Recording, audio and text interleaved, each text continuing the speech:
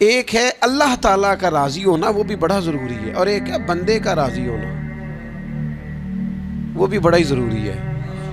ہماری زندگی کو کھا گئی یہ چیز کہ میں غریب ہوں تو امیر کیوں نہیں ہوں، میں بیمار ہوں تو تندرست کیوں نہیں ہوں، میری شہرت کم ہے تو زیادہ کیوں نہیں ہے، اس کاش کو کیوں کو۔ حضرت عبداللہ ابن مسعود رضی اللہ تعالیٰ عنہ فرمایا کرتے تھے، میری زبان پہ انگارہ آ جائے اور جل جائے، وہ اس سے بہتر ہے کہ میں یہ کہوں کہ یہ کام ایسے کیوں ہوا ہے یا ایسے کیوں نہیں ہوا۔ میرے رب نے جو کیا ہے، جس وقت کیا ہے، جس کرم سے کیا ہے، اس نے بہتر ہی کیا ہے۔ اللہ تعالیٰ کی رضا پہ راضی رہنا، اس کے فیصلوں کو تسلیم کرنا، مقام تسلیم و رضا پہ رہنا۔ قرآن مجید میں نا اہل ایمان کی جو علامت بیان کی ہے، اور جگہ جگہ صحابہ کرام علیہم رضوان کے لیے جو لفظ آیا ہے وہ بڑا قابل غور ہے۔ وہ لفظ یہ ہے کہ رضی اللہ عنہم ورضوا عنہ، فرمایا وہ لوگ ہیں کہ اللہ ان سے راضی ہے اور وہ اللہ سے راضی ہے، وہ بھی اپنے رب سے بڑے راضی ہیں۔ مقام تسلیم و رضا ہے، رضی اللہ عنہم ورضوا عنہ، اللہ ان سے راضی ہے اور وہ، یہ سورۃ المائدہ ہے، تو رب کیا فرماتا ہے؟ ذالک الفوز العظیم، یہ بہت بڑی کامیابی ہے کہ بندہ اللہ سے راضی ہو اور اللہ اپنے بندے سے راضی ہو، تو ذالک الفوز العظیم، یہ بڑی کامیابی۔ یہ دیکھیے، یہ آیہ کریمہ ہے قرآن مجید کی، سورہ بقرہ کی آیت نمبر 216 ہے۔ یہ نا بہت بڑا فلسفہ ہے رب کی رضا پہ راضی رہنے کا۔ یہ آیہ کریمہ میں سمجھتا ہوں اگر کسی بندے کو پوری طرح یہ سمجھ آ جائے نا، تو پھر عقیدہ توحید بھی پکا ہو جائے گا، اس کا نظریہ اپنے رب کی رضا پہ مستحکم ہو جائے گا۔ اللہ تعالیٰ نے کیا ارشاد فرمایا، ذرا انداز دیکھیے رب کریم کا اپنے بندوں پر کرم کرنے کا اور سمجھانے کا۔ فرمایا کتبہ علیکم القتال وہو کرہ لکم، تم پر نہ جہاد فرض کیا گیا ہے اگرچہ وہ تمہیں ناگوار ہی ہو، چاہے تمہیں اچھا نہ لگے۔ کتبہ علیکم القتال وہو کرہ لکم، فرمایا تم پر جہاد ضروری قرار دیا گیا ہے، لڑنا اللہ کی راہ میں تم پر ضروری ہے، فرض ہے، اگرچہ وہ تمہیں ناگوار ہو۔ اور پھر آگے پتہ کیا فرمایا؟ حد کر دی۔ بڑی بڑی دنیا میں لوگ معرفت ڈھونڈ کے لائیں گے پر دم توڑ جائے گی۔ کیا سمجھایا ہے اور کیا معرفت دی ہے اپنے بندے کو۔ اللہ کریم نے ارشاد فرمایا وَعَسَىٰ أَن تَكْرَهُوا شَيْئًا، فرمایا قریب ہے کہ کوئی بات تمہیں بری لگے، وَهُوَ خَيْرٌ لَكُمْ، اور وہی تمہارے لیے بہتر ہو۔ اور جب آپ وقت دیتے ہیں تو بہت سارے معاملات ٹھیک ہو جاتے ہیں۔ حضرت عمار بن یاسر، بڑا شروع میں کلمہ پڑھا، ان لوگوں نے بڑی تکلیفیں اٹھائیں جنہوں نے آغاز اسلام میں کلمہ پڑھا، حالات اور طرح کے۔ حضرت عمار بن یاسر رضی اللہ تعالیٰ عنہ فرماتے ہیں کہ بڑی تکلیف دیتے۔ حضرت عمار بن یاسر رضی اللہ تعالیٰ عنہ کی جو والدہ ہیں وہ اسلام کی پہلی شہیدہ ہیں، حضرت سمیہ ان کا نام تھا، اسلام کی پہلی شہیدہ۔ ان کے زیر ناف ابو جہل نے نیزہ مار کے انہیں شہید کر دیا۔ حضرت عمار بن یاسر رضی اللہ تعالیٰ عنہ فرماتے ہیں کہ میرے والد کو اتنی تکلیفیں دی گئیں کہ وہ ان اذیتوں کی وجہ سے دنیا سے پردہ کر گئے۔ حضرت عمار بن یاسر کو خود کافر اتنا مارتے تھے کہ وہ اپنے حواس کھو بیٹھتے تھے اور ایسی باتیں کرتے تھے کہ سمجھ نہیں آتی تھی کہ یہ عمار بن یاسر بول رہے ہیں۔ اتنی سخت اذیت دیتے، اتنی سخت۔ دکھ قبول محمد بخشا، راضی رہن پیارے، دکھ قبول محمد بخشا، بس راضی رہن۔ اتنی تکلیف دیتے کہ حضرت عمار بن یاسر حواس کھو بیٹھتے، تکلیف میں آتے، بڑا سہا، بڑا برداشت کیا۔ ایک دن میرے رسول پاک تشریف لائے اور حضور نے کہا او آل یاسر، میں تمہیں مبارک دینے آیا ہوں، رب کریم نے تمہارے لیے جنت میں مکان بنا دیے ہیں۔ حضور نے تمہارے لیے، اللہ نے تمہارے لیے جنت میں مکانات، تمہیں مبارک، تمہاری اذیتیں، تمہاری تکلیفیں، تمہارے درد، تمہاری راتیں کام آ گئیں۔ مالک نے تمہارے لیے مکانات بنا دیے ہیں، حالات ٹھیک کر دیے ہیں، طبیعتوں میں بہتری آ گئی ہے۔ میرے محبوب کریم رؤوف الرحیم سید عالم نور مجسم شفیع معظم آقا دو عالم صلی اللہ تعالیٰ علیہ وسلم نے انہیں خوشخبری سنا دی۔ حضرت عمار کہتے ہیں پھر حالات بدلے، پھر میں نے جو مجھے اذیتیں دینے والے تھے میں نے انہیں گڑھوں میں گرتے دیکھا۔ آپ فرماتے ہیں ابو جہل کی لاش اٹھانے والا بھی بدر میں کوئی موجود نہ تھا، اور ابو لہب جو مجھے تکلیفیں دیتا تھا وہ مکے کے چوک میں مرا ہوا پڑا تھا، پر کوئی اس کے قریب جانے والا بھی موجود نہ تھا، کوئی نہیں تھا۔ آپ فرماتے ہیں وہ حالات بھی۔ حضرت عمار کا اپنا کیا حال ہوا؟ حضرت خالد بن ولید رضی اللہ تعالیٰ عنہ بڑے بہادر ہیں۔ حضور نے فرمایا یہ اللہ کی تلوار ہے، یہ اللہ کی، بڑے بہادر تھے، بڑے شیر دل تھے۔ فرماتے ہیں کبھی معذرت نہیں کرنی پڑی، کبھی جھکنا نہیں پڑا، کبھی کسی کی منت نہیں کی۔ اللہ نے طاقت اتنی عطا فرمائی تھی، ہمت، حوصلہ، صبر، استقامت اتنا دیا، کبھی کسی جگہ پشت نہیں لگی۔ لیکن فرماتے ہیں کسی وجہ سے نا ایک دن میرا عمار بن یاسر کے ساتھ کسی بات پہ اختلاف رائے ہو گیا۔ جناب عمار بن یاسر رضی اللہ تعالی عنہ، حضرت عمار بن یاسر کہتے ہیں کہ حضرت خالد بن ولید کے ساتھ، جناب خالد بن ولید کہتے ہیں میری ان کے ساتھ نا کسی بات میں اختلاف رائے ہو گیا، تو میں اب دلیر آدمی تھا، شیر آدمی تھا، کبھی جھکا نہیں تھا، کبھی کوئی معاملہ نہیں ہوا تھا، کبھی کوئی ایسی بات نہیں ہوئی تھی۔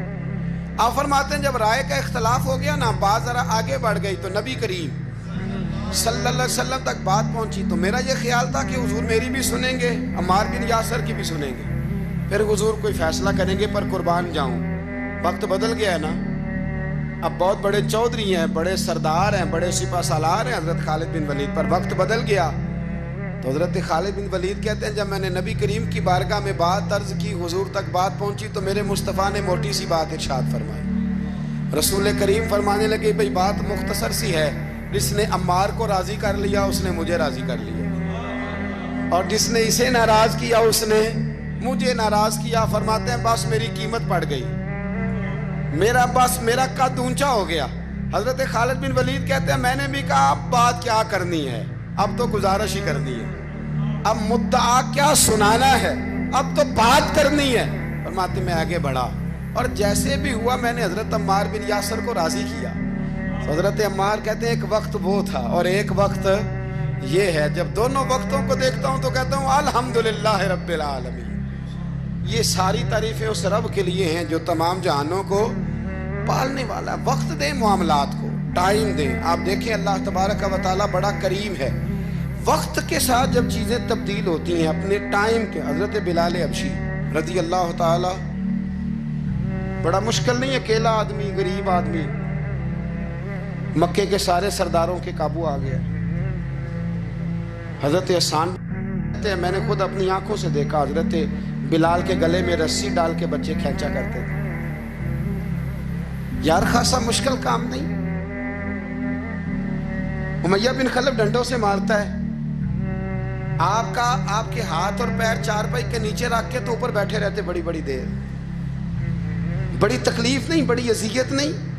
لیکن حضرت بلال حبشی فرماتے ہیں پھر میں نے وہ سارے دکھ مٹتے دیکھے، وقت بیت گیا۔ وہی امیہ بن خلف ایک دن گھوڑے پہ تھا، گھوڑے اپنے کو تیار کر رہا تھا، لگام ڈال رہا تھا۔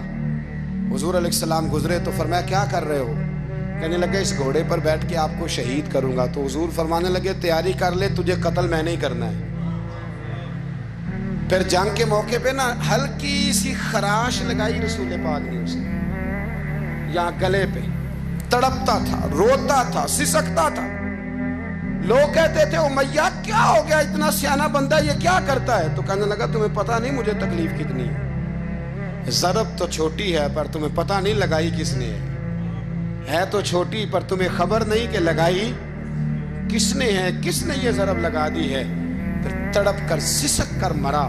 حالات بدل جاتے ہیں، حالات میں تبدیلیاں آ جاتی ہیں۔ ہم وقت نہیں دینا چاہتے، ہمارے اندر جو حوصلے کی کمزوری ہوتی ہے، ہمارے اندر جو وہ ایک بہت بڑا معاملہ ہوتا ہے کہ کسی بھی طریقے سے یہ معاملہ ختم ہو، کسی بھی طریقے سے شفا ہو، جلد از جلد ہم اس بات سے نکلیں، تو یہ بات ہماری درست نہیں ہے۔ ہمیں وقت دینا چاہیے۔ تو یاد رکھ میرے بھائی، جب آپ ثابت قدم، حضرت خباب رضی اللہ تعالی عنہ، بخاری میں ذکر ہے، کتب حدیث میں، کتب سیرت میں ذکر، حضرت خباب رضی اللہ تعالیٰ عنہ نے اس وقت کلمہ پڑھا جب ابھی 5 لوگ کلمہ پڑھتے تھے، کل بندے السابقون الاولون۔ آپ فرماتے ہیں جس عورت کا میں غلام تھا نا، ام انمار اس کا نام تھا، وہ مجھے بڑی سخت سزائیں دیتی تھی۔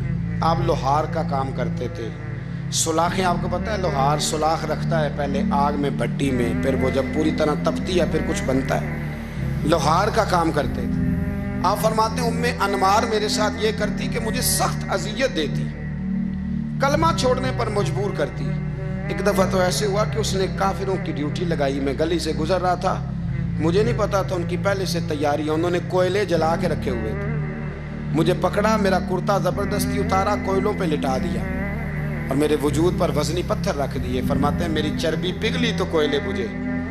یہ شہادت گاہ الفت میں قدم رکھنا، لوگ آسان سمجھتے ہیں مسلمان ہونا، زخم پہ زخم کھا کے جی، خون جگر کے گھونٹ پی، آہ نہ کر لبوں کو سی، یہ عشق ہے کوئی دل لگی نہیں، اس میں بڑی برداشت کرنی پڑتی ہے۔ آپ فرماتے ہیں کہ حضور علیہ السلام نا خانہ کعبہ کی دیوار کے ساتھ ٹیک لگائے بیٹھے تھے، میں ایک دن حاضر، مجھے بڑی تکلیف دیتے تھے، کہتے ہیں جب میں کام کر رہا ہوتا تھا تو میری مالکن آتی تو وہ نکال کے نا سلاخ تو میرے سر پہ رکھ دیتی، میرا سارا وجود زخمی تھا۔ حضور خانہ کعبہ کی دیوار سے ٹیک لگائے بیٹھے تھے، میں حاضر ہوا تو محبوب کریم بھی اٹھے، تو حضور علیہ السلام سے میں نے عرض کی حضور دیکھیں مجھے کتنی تکلیف دی جاتی، تو ابھی فرمانے لگے بس اتنی، بس اتنی؟ فرمایا تم سے پہلے لوگوں کے سروں پر آرے رکھ کے 2 حصوں میں چیر دیا جاتا تھا، لوہے کی کنگھیوں سے ان کے وجود ادھیڑ دیے جاتے تھے، پر وہ سی نہیں کرتے تھے، اف نہیں کرتے تھے، میں خبردار بس اتنی؟ اور پھر میرے حضور نے ہاتھ اٹھائے، کہا اے اللہ خباب کی مدد فرما، اے اللہ خباب کی، اتنے لفظ ادا کی۔ حضرت خباب کہتے ہیں پھر میں نے وقت کو وقت دیا، پھر میں نے حالات کو وقت دیا، پھر میں نے اپنے محبوب کی دعا کو قبول ہوتے دیکھا۔ فرماتے ہیں وہ میری مالکن جو مجھے تکلیف دیتی تھی، اذیت دیتی تھی، پھر اس کا حال یہ تھا کہ اس کے سر میں درد اٹھا، اور جس طرح کتا چیختا ہے جب اسے مارا جاتا ہے تو وہ چلاتا ہے، اس طرح وہ آوازیں نکالتی۔ پھر وہ بہت بڑے طبیب کے پاس گئی تو اسے کسی نے کہا کہ لوہے کی سلاخوں سے اپنے سر کو دگوایا کر، داغ دیا کر، اسے چلایا کر جگہ جگہ سے تاکہ تیرے اندر کا درد ختم ہو۔